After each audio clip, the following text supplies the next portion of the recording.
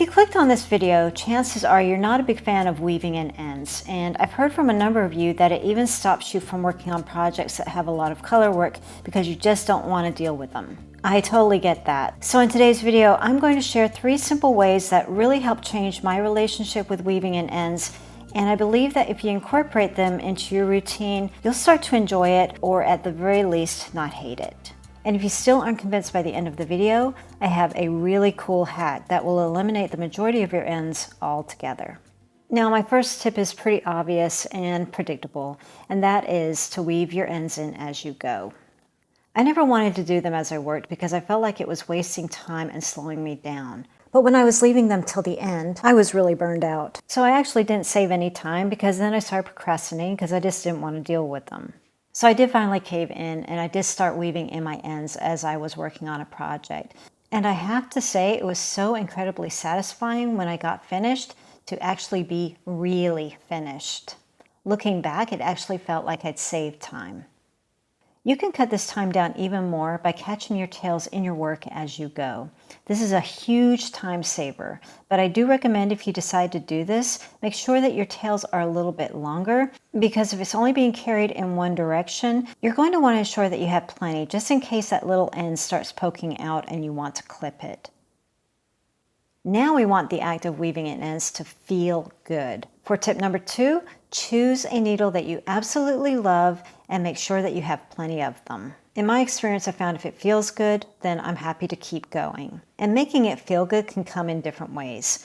Initially, my go-to and my favorite were these canvas needles. I love the point on these, and they glide so smoothly through the fibers. Plus, with that sharper point, I could split the fibers, which really helps to hold those ends in even more. Mini tip here, sometimes the yarn might be a little bit big for the eye of this needle. If folding the tip doesn't help, then these little needle threaders come in really handy. I always make sure to have one close to hand for my finicky yarn.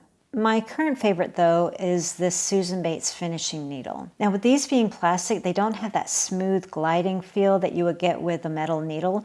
These come in multiple sizes, and because of this long opening, I can quickly add my yarn without dealing with any kind of splitting issues. But more importantly, I can weave in my ends with ease even if my tails are short, which is a really bad habit of mine. These make me feel more efficient and faster, which in turn makes it feel good. And now my final tip is the actual technique of weaving in ends, and I like this to be quick, efficient, and simple, so I found the rule of 3 was my favorite. This just means that you're going to weave in your tails back and forth in 3 different directions.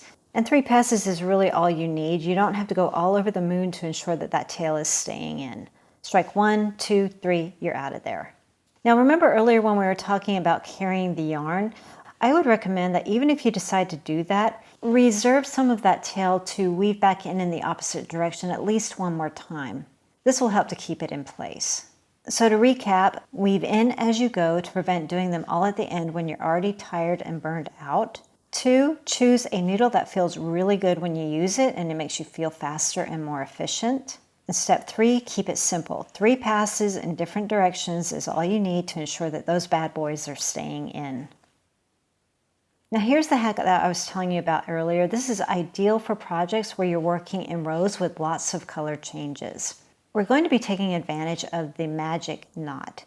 If you aren't familiar with a magic knot, it's simply a fisherman's knot that is created with 2 ties that pull together to create one secure knot. To create a fisherman's knot or a magic knot, we're just going to join these together in 2 areas. We're going to attach this tail to this strand and this tail to this strand.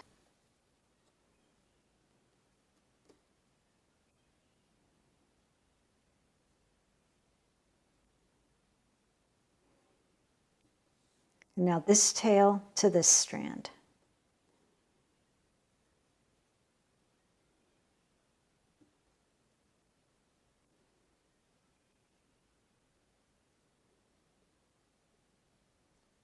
And then pull the 2 knots together.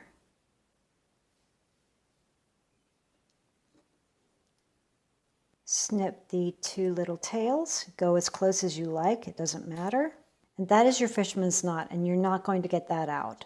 And now we're just going to take that magic knot and apply it to the side here. So we're going to replace that tail by just joining a new color with the magic knot, eliminating that tail altogether. Our goal is to finish that very last stitch with the new color. So we want that knot to kind of settle right around here.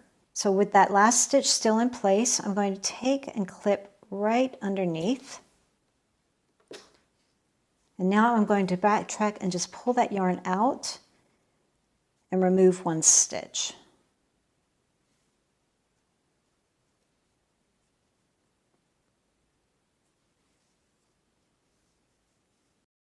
There's our next to last stitch. We have one stitch to finish our row. I'm just going to take a stitch marker to keep that stitch in place. And now we're going to do the very same thing. We're going to attach this tail to the new yarn and this tail to the old yarn. Remember, just tying like a shoelace.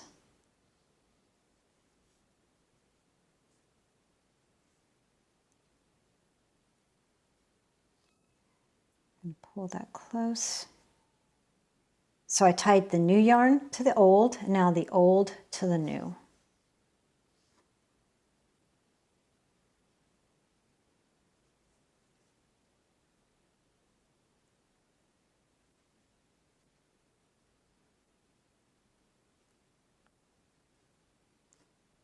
So now we're going to take the base of the old yarn, that's really close to that stitch marker there, and the new, and pull those strands together to form our knot.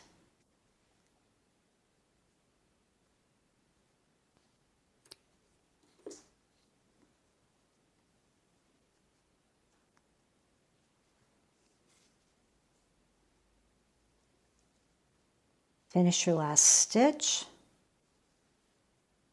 and bring in that new color. And there's your knot. And then just continue on as normal.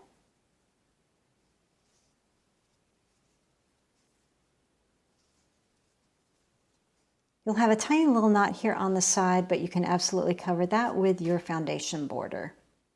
You might be wondering if you can do this with existing tails, and I think it is possible, but it's awfully hard. Even though I got as close as I possibly could with these existing tails, when I pull those two knots together, I still ended up with a gap or a space. So it's not impossible, but I think it's a lot more work trying to figure that out than just weaving those tails in.